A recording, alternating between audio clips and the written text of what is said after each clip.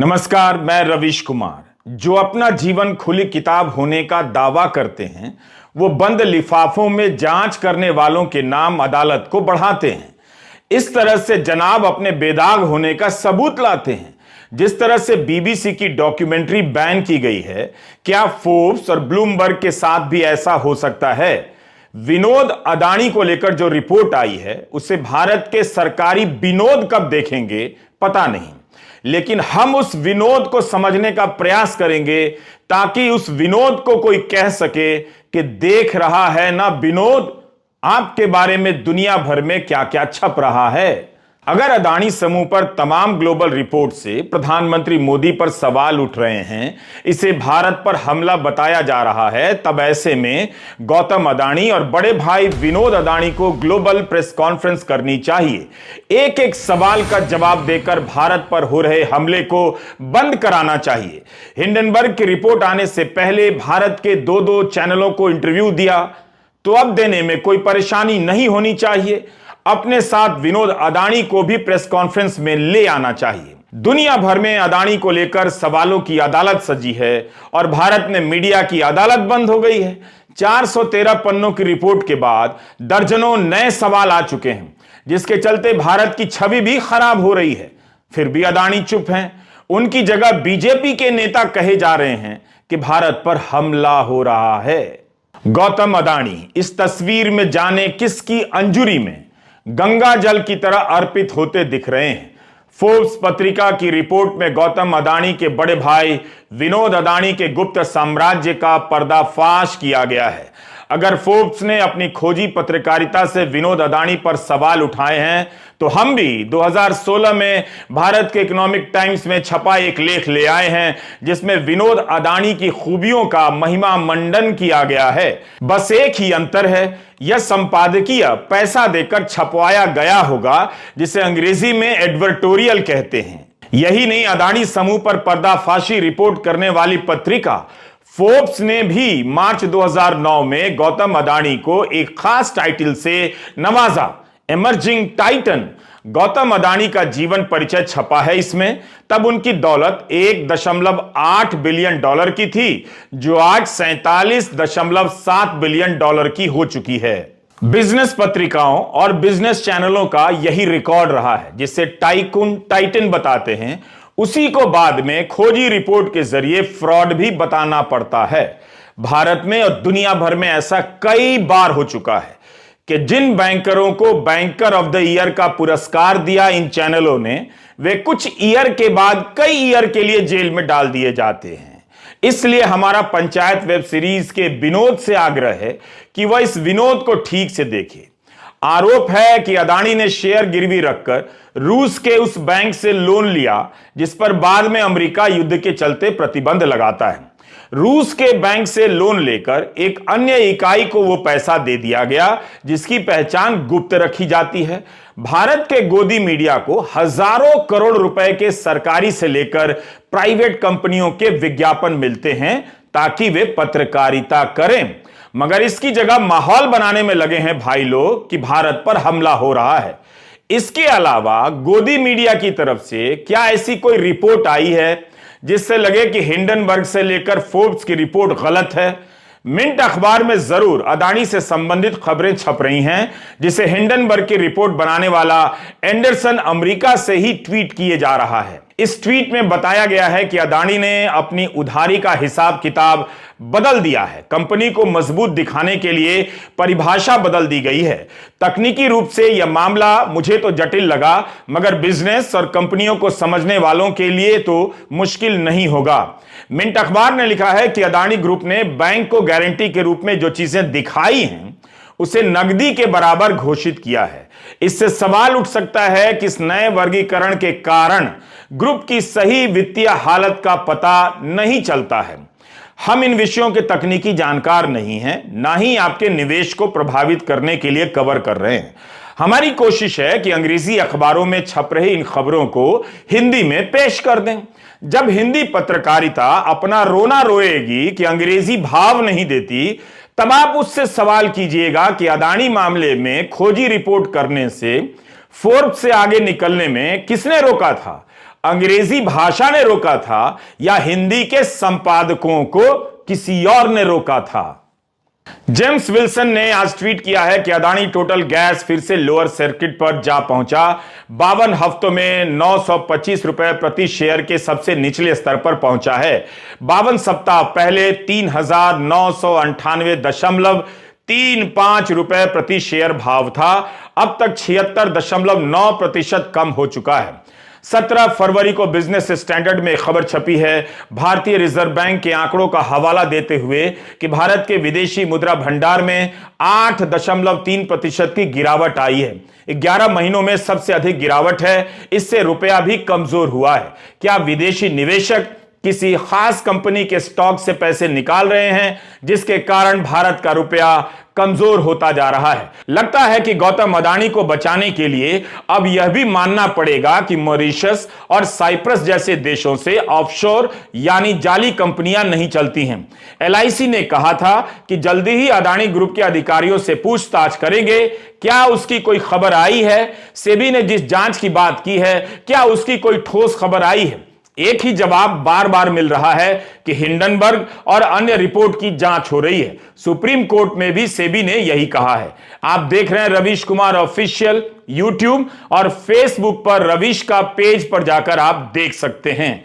Bloomberg की खबर है कि नॉर्वे के सबसे बड़े पेंशन फंड ने अदानी ग्रीन एनर्जी कंपनी से अपने सारे शेयर बेच दिए हैं। 19 फरवरी को यह खबर कई जगहों पर छपी है। इसमें कहा गया है कि पेंशन फंड को शक हो गया कि कहीं उनके पैसे का इस्तेमाल कर प्रदूषण फैलाने वाले कार्य ना किए जा रहे हों, क्योंकि 10 फरवरी की फाइलिंग से पता चला है कि अदानी एंटरप्राइजेज अदानी ग्रुप की ग्रीन कंपनियों के स्टॉक को गिरवी रखकर ऑस्ट्रेलिया की करमाइकल कोयला खदानों को फाइनेंस कर रहा है। पेंशन फंड ने कोयले को अपने पोर्टफोलियो से ब्लैकलिस्ट कर रखा है, इसलिए किसी भी रूप में कार्माइकल प्रोजेक्ट तक उनका पैसा पहुंचना उनके नियमों का उल्लंघन है। यह बात उनकी एक प्रमुख अधिकारी किरण अजीज ने एक साक्षात्कार में कही है। ग्रीन एनर्जी का पैसा अगर कोयला कंपनी में निवेश होगा तो क्या इससे भारत की छवि खराब नहीं होगी? क्या अदानी समूह ने नॉर्वे के फंड को धोखे में रखा है? नवंबर 2022 में प्रधानमंत्री मोदी ने कहा था कि भारत 2030 तक 50% ऊर्जा अक्षय ऊर्जा से प्राप्त करेगा। और अब यह खबर कि भारत की सबसे बड़ी कंपनी ग्रीन एनर्जी का पैसा कोयला में लगा रही है, ऐसी खबरों की सत्यता कैसे जांची जाएगी? केवल बवाल मचाने से कि भारत पर हमला हुआ है? सवाल नॉर्वे के पेंशन फंड से भी होना चाहिए। सबको पता है कि अदानी कोयले के कारोबार में है और ग्रीन एनर्जी के कारोबार में है। मतलब एक ही आदमी कोयला भी निकाले और ग्रीन एनर्जी का कारोबार भी करे। क्या इतना काफी नहीं था कि नॉर्वे का यह फंड समूह अदानी समूह से दूर रहे? क्या ग्रीन एनर्जी वाली कंपनी का पैसा कोयला निकालने वाली कंपनी में डालने से ही प्रदूषण की चिंताएं सामने आती हैं? सवाल इन फंड और इन विदेशी बैंकों से भी होना चाहिए। ब्लूमबर्ग की इसी रिपोर्ट में लिखा है कि यूरोपियन यूनियन में पंजीकरण कराने वाले 500 ऐसे फंड हैं जो अदानी समूह में प्रत्यक्ष या परोक्ष रूप से निवेश कर चुके हैं। हमारे लिए यह सब सत्यापित करना संभव नहीं, इसलिए आप भी ध्यान से इन खबरों को पढ़ें। ब्लूमबर्ग का कहना हो सकता है कि इतने सारे फंड पर अदानी विवाद का असर पड़ सकता है, क्योंकि समूह इन सब निवेशकों से नए निवेश हासिल करने की कोशिश में है। हमारा फोकस इस बात पर है कि अदानी का मामला भारत पर हमला है या अदानी को बचाने का नया घपला है। गौतम अदानी के भाई विनोद अदानी भारत के नागरिक हैं या नहीं? भारत जैसे महान देश को छोड़कर उन्हें साइप्रस की नागरिकता क्यों लेनी पड़ी है? सुब्रमण्यम स्वामी तो बीजेपी के सदस्य हैं, बीजेपी ने राज्यसभा का सदस्य बनाया है। वे भी अदानी को लेकर सवाल पर सवाल दागे जा रहे हैं। क्या वे भी भारत पर हमला करने वालों में शामिल हैं? स्वामी ने ट्वीट किया है कि वे श्रीलंका से चेक करने वाले हैं कि अदानी को हम्बनटोटा पोर्ट और कोलंबो स्काई स्क्रैपर प्रोजेक्ट कैसे मिल गया। अदानी को मोदी के कहने पर नहीं बल्कि चीन के कहने पर दिया गया है। ये तो और भी गंभीर आरोप लगा रहे हैं। स्वामी ने यहां तक ट्वीट किया है कि अदानी समूह की एक सीमेंट कंपनी के शेयरों के दाम गिर गए हैं। तो राज्यों के वित्त मंत्रियों को फोन जा रहे हैं कि जीएसटी रेट को 28 से घटाकर 5% पर लाने का प्रस्ताव भेजें, ताकि उसके बाद अदानी की कंपनियों के शेयरों के भाव फिर से चढ़ने लगे। गोदी मीडिया हिंडनबर्ग के दफ्तर नहीं जा सकता, लेकिन बीजेपी के राज्यसभा के सदस्य सुब्रमण्यम स्वामी के दफ्तर तो जा ही सकता है। उनसे पूछ सकता है कि आप ये किसके इशारे पर आरोप लगा रहे हैं। स्वामी ने 9 फरवरी को यह भी ट्वीट किया कि प्रधानमंत्री को अदानी की सारी कंपनियों का राष्ट्रीयकरण कर देना चाहिए, फिर उन्हें नीलाम कर देना चाहिए। अगर इस वक्त भारत पर हमला हो रहा है तो बीजेपी के सांसद सुब्रमण्यम स्वामी क्या कर रहे हैं? फिर बीजेपी अपने सांसद को भारत पर हमला करने से क्यों नहीं रोक पा रही है? सुप्रीम कोर्ट ने फोर्ब्स पत्रिका की इस खबर को रिकॉर्ड पर लेने से मना कर दिया है। यह वही खबर है जिसमें एक बड़ी सी हथेली पर प्यादे की तरह गौतम अदानी खड़े दिखाए गए हैं। टाइटल में लिखा है, गौतम अदानी के बड़े भाई के ऑफशोर साम्राज्य के भीतर की दुनिया। जॉन हायट और जाकोमी तोनिनी की रिपोर्ट है। फोर्ब्स ने लिखा है कि हिंडनबर्ग की रिपोर्ट में गौतम अदानी का नाम 54 बार आता है, लेकिन विनोद अदानी का 151 बार नाम आया है। विनोद अदानी अनेकों ऑफशोर शेल एंटिटीज का एक जाल संभालते हैं। इन कंपनियों ने अरबों डॉलर पैसा अदानी समूह की पब्लिक लिस्टेड और प्राइवेट कंपनियों में डाला है और इसकी जानकारी सार्वजनिक नहीं की है। इसे गुप्त रखने के कारण अदानी ग्रुप उन भारतीय नियमों के दायरे में आने से बच गया है जिनके तहत किसी कंपनी का 25% पब्लिक ट्रेडेड स्टॉक इनसाइडर के पास नहीं होना चाहिए। यह सब हिंडनबर्ग और फोर्ब्स ने अपनी रिपोर्ट में लिखा है। अपने 413 पन्ने के जवाब में अदानी ग्रुप ने कहा था कि विनोद अदानी समूह की किसी भी कंपनी में किसी भी प्रकार का प्रबंधकीय भूमिका नहीं निभाते हैं। प्रबंधन में उनकी कोई भूमिका नहीं है। यह भी कहा कि अदानी ग्रुप ने खुद से जुड़ी सभी पार्टियों के लेन देन के खुलासे किए हुए हैं, मगर फोर्ब्स पत्रिका दावा करती है कि विनोद अदानी के ऑफशोर निवेश को गुप्त रखा गया, जिसे वो उजागर कर रही है। यह जानकारी हिंडनबर्ग द्वारा लगाए गए इल्जामों को और विश्वसनीयता प्रदान करती है। मैंने हमेशा यही सोचा कि एक साझेदारी होगी। गौतम अदानी इस जोड़ी की पब्लिक में गर्मजोशी, दोस्ताना, दुलारे से लगने वाले चेहरा हैं और विनोद टैक्स हेवन के मास्टरमाइंड, असली कठपुतली नचाने वाले हैं। टीम बकले ऑस्ट्रेलिया की एक ऐसी कंपनी के निदेशक हैं जो कंपनियों का विश्लेषण करती है। यह भी एक काम है जिसके बारे में हम अदानी के बहाने जान रहे हैं। फोर्ब्स ने लिखा है कि टीम बकले की कंपनी ने गौतम अदानी की कंपनी का, उसके रिकॉर्ड्स का अध्ययन किया है, क्योंकि अदानी समूह ऑस्ट्रेलिया में कोयला खनन के क्षेत्र में विस्तार करना चाहता है। फोर्ब्स की पूरी रिपोर्ट तो हम नहीं पेश कर सकते, मगर कुछ मुख्य बातें इस तरह से हैं। पिछली गर्मियों में विनोद की एक company Endeavour trade and investment limited ने अदानी ग्रुप के लिए एक्विजिशन व्हीकल का काम किया, जब अदानी ग्रुप ने स्विस कंपनी होल्किम की हिस्सेदारी खरीदी। यह कंपनी अंबुजा सीमेंट और एसीसी लिमिटेड में हिस्सा रखती थी, जिसे अदानी ग्रुप ने 10 अरब डॉलर में खरीदा। भारतीय रुपए में 82,000 करोड़ होता है। इस डील के बाद अदानी समूह भारत का दूसरा बड़ा सीमेंट उत्पादक बन गया। कांग्रेस प्रवक्ता जयराम रमेश ने अदानी समूह और सरकार से सवाल पूछा है और लिखा है कि 16 सितंबर 2022 को अदानी समूह ने घोषणा की कि अदानी परिवार ने Endeavour trade and investment limited एक विशेष प्रयोजन वाहन के माध्यम से अंबुजा सीमेंट्स लिमिटेड और एसीसी लिमिटेड के अधिग्रहण को सफलतापूर्वक पूरा कर लिया है। इस अधिग्रहण ने अदानी को भारत के दूसरे सबसे बड़े सीमेंट उत्पादक के स्तर पर पहुंचा दिया। अधिग्रहणकर्ता द्वारा सेबी में दायर दस्तावेजों में स्पष्ट रूप से कहा गया है कि अधिग्रहणकर्ता का अंतिम लाभकारी स्वामित्व श्री विनोद शांतिलाल अदानी और श्रीमती रंजनबेन विनोद अदानी के पास है। क्या अदानी समूह के लिए अब विनोद अदानी से दूरी बनाना हास्यास्पद झूठ नहीं है? तो अदानी के लिए विनोद अदानी की कंपनी शेयरों की खरीद बिक्री कर रही है, लोन ले रही है। क्या यह सब बात सेबी को पता है? फोर्ब्स ने लिखा है कि सिंगापुर में भी विनोद अदानी की एक कंपनी है जिसने एक रूसी बैंक से लोन लेने के लिए अदानी के शेयर गिरवी रखे। रूस के बैंक से लोन मिल रहा है, सब ठीक तो है ना? पूछ रहा हूं। अदानी समूह की साख तो काफी बड़ी लगती है, तभी तो कई देशों के कई बैंकों से लोन मिल गया। फिर एक रिपोर्ट के आने के बाद ऐसी हालत क्यों हो गई है? क्या लोन देने वाले विदेशी फंड मैनेजर और बैंक रातों रात कम्युनिस्ट हो गए हैं, एंटी इंडिया हो गए हैं। यह है सिंगापुर की company pinnacle trade and investment. Forbes ने दावा किया है कि इस कंपनी को पर्दे के पीछे से विनोद अदानी कंट्रोल करते हैं। विनोद अदानी की यह कंपनी रूस के सरकारी बैंक वीटीबी से 2020 में लोन लेती है। इस बैंक पर पिछले साल अमेरिका ने प्रतिबंध लगा दिए। अब देखिए, पिनेकल वीटीबी से $263 मिलियन उधार लेती है। इसमें से $258 मिलियन एक ऐसी पार्टी को देती है जिसका नाम गुप्त रखा जाता है। दर्शक विशेष रूप से नोट करें कि फोर्ब्स ने पिनेकल से अपना पक्ष रखने के लिए जब ईमेल किया तो वहां से कोई जवाब नहीं आया। गजब की कहानी है ये। $258 मिलियन का लोन किसी ऐसी कंपनी को दिया जाता है जिसका नाम नहीं बताया जाता।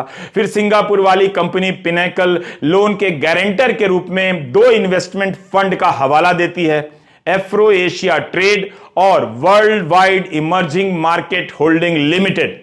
फोर्ब्स ने लिखा है कि इनमें से वर्ल्ड वाइड इमर्जिंग मार्केट के मालिक विनोद अदानी हो सकते हैं। फोर्ब्स ने भारतीय स्टॉक एक्सचेंज की फाइलों का अध्ययन कर यह सब बताया है, दावा किया है। फोर्ब्स के मुताबिक एफ्रो एशिया ट्रेड और world wide emerging market Adani group की 4 कंपनियों में $4 अरब का स्टॉक है, यानी 33,000 करोड़ रुपए से अधिक। इन सभी कंपनियों ने इन दोनों फंड को प्रमोटर बताया है। लेकिन एफ्रो एशिया ट्रेड और वर्ल्ड वाइड इमर्जिंग मार्केट ने भारत में जो वित्तीय फाइलिंग की है उसमें चारों अदानी कंपनियों में अपने लगाए पैसे का विवरण नहीं दिया है। फोर्ब्स की रिपोर्ट के मुताबिक एफ्रो एशिया ट्रेड और वर्ल्ड वाइड इमर्जिंग मार्केट के पास और कोई प्रतिभूति सिक्योरिटीज नहीं है, यानी एक तरह से पिनेकल का लोन इन दोनों के पास अदानी कंपनी के रखे शेयर की कीमत के कारण सुरक्षित हैं, क्योंकि यही उसकी गारंटर है। पिनेकल लोन लेती है जिस पर पीछे से कंट्रोल विनोद अदानी का बताया जाता है। पिनेकल जिसे लोन देती है उस कंपनी का नाम नहीं बताया जाता। जो कंपनी लोन की गारंटर रखी जाती है उसका सारा पैसा अदानी की कंपनी में लगा दिया जाता है। यह सब फोर्ब्स ने छापा है। उम्मीद है हमसे हिंदी अनुवाद करते वक्त त्रुटि ना हुई हो, लेकिन जब यह सब छप रहा है तो इसका जवाब अब तक आ जाना चाहिए था। दुनिया के जिन देशों के बैंकों ने लोन दिए हैं उनसे भी पूछा जाए कि लोन देते समय आपने किस तरह के कागजात देखे। विनोद अदानी की कथित रूप से बनाई कंपनियों को अरबों रुपए के लोन कैसे मिलते हैं। यह कंपनी कथित रूप से अपनी ही कंपनियों से अरबों के शेयर खरीदती है। यह पता लगाने में भारत की सेबी ही नहीं, दुनिया भर की संस्थाएं फेल हुई हैं अगर ये सारी बातें सच हैं तो। इसलिए हमारा सवाल है कि गौतम अदानी और Vinod Adani global press conference कर सच्चाई बताएं, क्यों नहीं बता रहे हैं। पत्रिका ने दावा किया है कि ये 10,000 करोड़ के मालिक हैं। प्रेस की नजर से विनोद अदानी का गायब रहना भी उन्हें रहस्यमयी बनाता जा रहा है। विनोद अदानी की तस्वीरें मीडिया में बहुत कम हैं। फोर्ब्स पत्रिका ने लिखा है कि गौतम अदानी की दौलत को विनोद अदानी से अलग करना मुश्किल है। अमेरिका की एक कंपनी है जो रियल एस्टेट के डेटा का विश्लेषण करती है। इसका नाम है centre for advanced defence studies. इसके अनुसार दुबई में विनोद अदानी की कई प्रॉपर्टी हैं। सिंगापुर में $4 मिलियन का एक अपार्टमेंट बताया गया है। इनके पास कथित रूप से 60 कंपनियां हैं। ये सारी कंपनियां Mauritius, Cyprus, Bahama, Cayman Island, British Virgin Island, Singapore, संयुक्त अरब अमीरात में बताई गई हैं। 3 दशक से विनोद अदानी बाहर हैं। इकोनॉमिक टाइम्स ने लिखा है कि अमेरिका से इंजीनियरिंग में मास्टर की डिग्री की गौतम अदानी ने 2009 में फोर्ब्स को बताया था कि 1980 के दशक में विनोद अदानी ने अपनी बचत से $1,000 में एक प्लास्टिक की पैकेजिंग फैक्ट्री खरीदी, जीरो से शुरुआत की। लेकिन यहां बात हो रही है ऑफशोर कंपनियों की, जिसे कानून की नजर में अवैध माना जाता है क्योंकि इनका कारोबार साफ नहीं होता, टैक्स बचाने के लिए किया जाता है। 2016 में इंडियन एक्सप्रेस और दुनिया भर के अखबारों में खोजी पत्रकारों के अंतर्राष्ट्रीय समूह ने पनामा पेपर्स का पर्दाफाश किया था, जिसमें बताया था कि 1994 में विनोद अदानी ने बहामा में ऑफशोर कंपनी बनाई। 2 महीने के भीतर कंपनी के दस्तावेज में अपना नाम विनोद शांतिलाल अदानी से विनोद शांतिलाल शाह कर दिया। उस समय अदानी समूह की प्रतिक्रिया आई कि भाई के बिजनेस के मामले में गौतम अदानी का नाम जबरदस्ती घसीटा जा रहा है। 2011 तक अदानी की कंपनी में कार्यकारी पद पर थे। 2016 में बीजेपी के नेताओं ने नहीं कहा कि भारत पर हमला हुआ है जब पनामा पेपर्स की रिपोर्ट आई थी। अब बीजेपी के नेता ऐसा क्यों कह रहे हैं? विनोद अदानी के 44 साल के बेटे प्रणव अदानी एंटरप्राइजेस में प्रबंध निदेशक बताए गए हैं। यह सब हिंडनबर्ग की रिपोर्ट में है। 2014 में विनोद अदानी के खिलाफ भारत में कर चोरी के मामले की जांच हुई थी। तब आरोप लगा कि $800 मिलियन का पैसा विदेशों में खपाया है। अदानी समूह ने इन आरोपों का खंडन किया है। अब ध्यान से सुनिए। अप्रैल 2016 में इंडियन एक्सप्रेस में पनामा पेपर्स की रिपोर्ट छपती है विनोद अदानी के बारे में। इसके एक महीने के बाद इकोनॉमिक टाइम्स में विनोद अदानी के सद्गुणों पर संपादकीय छपता है, जो स्पॉन्सर्ड है, यानी पैसे देकर विज्ञापन के रूप में छपा होगा। अखबार की भाषा में इसे एडवर्टोरियल कहते हैं। क्या इमेज मैनेजमेंट के लिए यह छपवाया गया होगा? जवाब आप जानते ही हैं। इस समय में मैं 3 तरह के भारतीय का जिक्र करना चाहता हूं: कच्चा भारतीय, सच्चा भारतीय और अच्छा भारतीय। कच्चा भारतीय इस संपादकीय पर आंखें मूंद कर भरोसा कर लेगा। अच्छा भारतीय विनोद अदानी के बारे में पढ़कर रो देगा। लेकिन सच्चा भारतीय सवाल करेगा कि विनोद अदानी इतने अच्छे हैं, अंग्रेजी भी जानते हैं, तो ग्लोबल प्रेस कॉन्फ्रेंस कर सारे सवालों के जवाब क्यों नहीं दे देते हैं? यह तस्वीर उसी एडवर्टोरियल की है जिसमें एक भी बात एडवर्स नहीं है। एडवर्स से मतलब विपरीत होता है। यहां एडवर्ट का मतलब विज्ञापन है। इसमें लिखा है कि बचपन में गरीबी झेलने वाले विनोद ने अपने परिवार से विरासत में जो मूल्य हासिल किए उन्हें जीवन भर सीने से लगाए रखा। यही मूल्य उनके पेशेवर काम को दिशा देते रहे। अगर विनोद भाई कोई वादा कर दे तो यह पत्थर में लिखी इबारत की तरह हो जाता है, उसे पूरा करते ही हैं। वाह वाह वाह! मैं इन पंक्तियों को पढ़ते हुए भावुक हो गया। ये पंक्तियां राम की प्रतिज्ञा जैसी साउंड कर रही हैं, ध्वनित हो रही हैं। प्राण जाई पर वचन न जाई, ऐसे विलक्षण गुणों से लैस विनोद अदानी के बारे में फोर्ब्स ने क्या क्या छाप दिया। कहीं अनजाने में भूल तो नहीं हो गई? कितना सच है विनोद अदानी ही बता सकते हैं। बस उन्हें ग्लोबल प्रेस कॉन्फ्रेंस में सबके सामने आना होगा। इकोनॉमिक टाइम्स में विनोद अदानी की जो प्रशस्ति छपी है उसे सभी को पढ़ना चाहिए। सद्गुणों का विकास होगा। लिखा है कि एक बार दुबई में कबाड़ की डील की, भारत के खरीदारों को एक तय रेट पर देने का वादा कर दिया, मगर बाजार में दाम बढ़ गए। विनोद अदानी ने फिर भी $50 मिलियन लगाकर कबाड़ खरीदा, भारत के खरीदारों को सप्लाई कर दी, वादा पूरा किया। वादा वादा होता है। कितना सुंदर और सजीव चित्रण वर्णन है। बस यह नहीं लिखा कि कबाड़ के धंधे में वादा पूरा करने के लिए पैसा कहां से आया, किससे लिया। अखबार ने लिखा है कि 8 महीने बाद जब बाजार में मंदी आई, दाम गिरे, तब विनोद अदानी इस घाटे से उबर पाए। ऐसे शानदार किरदार वाले विनोद अदानी के बारे में फोर्ब्स पत्रिका ने जो सवाल उठाए हैं, पनामा पेपर्स में जो सवाल उठे हैं, उसके जवाब आने चाहिए कि क्या उनकी बहुत सारी गुमनाम कंपनियां हैं? क्या उन्होंने रूस के बैंक से लोन लेकर जानकारी छिपाई है? इकोनॉमिक टाइम्स का यह एडवर्टोरियल मैं उस विनोद को दिखाना चाहता हूं जिसके बारे में पंचायत का संवाद है। देख रहा है ना विनोद को? इकोनॉमिक टाइम्स ने एडवर्टोरियल में आगे लिखा है, जो मैं बता रहा हूं, कि विनोद भाई को किताबें पढ़ने का बहुत शौक है।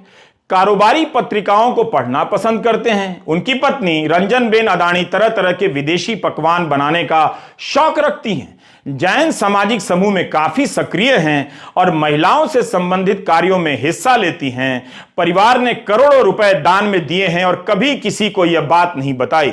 विनोद अदानी और रंजनबेन अदानी को योग में दिलचस्पी है। हमेशा विनम्र रहने वाले विनोद अदानी दूसरे व्यक्ति की बात को सुनते हैं, समझते हैं, उसके अनुसार मदद भी करते हैं। मगर फोर्ब्स पत्रिका लिखती है कि विनोद की कंपनी को ही लोन देती है। क्या गुप्त रूप से अपनी कंपनी को अपनी दूसरी कंपनी की जेब से मदद करना भी विनम्रता है? आप भी अगर अपने बारे में ऐसा कुछ भी छपवाना चाहते हैं तो किसी भी अखबार से संपर्क कर सकते हैं। बस उसके बदले आपको विज्ञापन देने पड़ेंगे। अदानी पर दुनिया भर में गंभीर आरोप लगे हैं। किसी जांच एजेंसी का छापा नहीं, कोई सर्च नहीं।